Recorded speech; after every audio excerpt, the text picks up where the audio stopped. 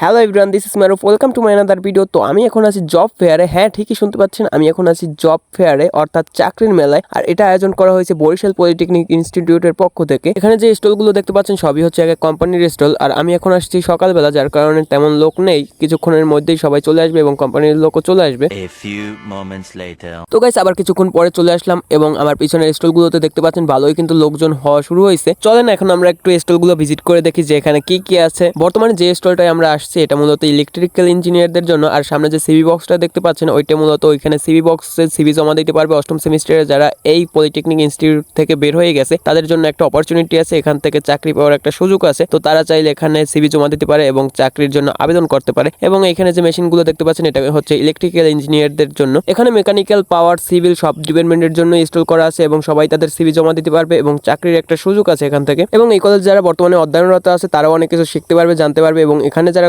বিভিন্ন কোম্পানি থেকে আসবে তাদের কাছ থেকে অনেক কিছু জিজ্ঞেস করতে পারবে এবং জানতে পারবে।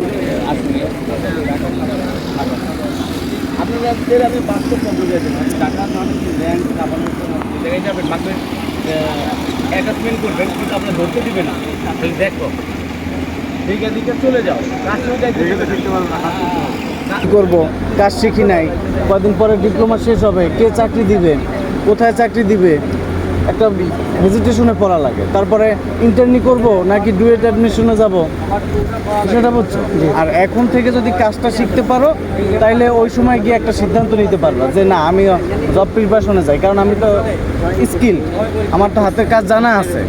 বা মনে করো যে না আমি ডুয়েট অ্যাডমিশনে যাব, তাও যাইতে পারো যে না আমি তো জানি যে মোটামুটি আমি কাজ এক জায়গায়, যদি আমার ডুয়েট অ্যাডমিশন না হয় তাহলে আমি এক জায়গায় গিয়ে কাজে ঢুকতে পারবো। তো গাইস, এই ছিল আজকের ভিডিওটি ভালো লাগলে অবশ্যই লাইক করে দেবেন এবং চ্যানেলে প্রথমে থাকলে অবশ্যই সাবস্ক্রাইব করে রাখবেন। সবাই সুস্থ থাকবেন, ভালো থাকবেন, টেক কেয়ার, আল্লাহ হাফেজ।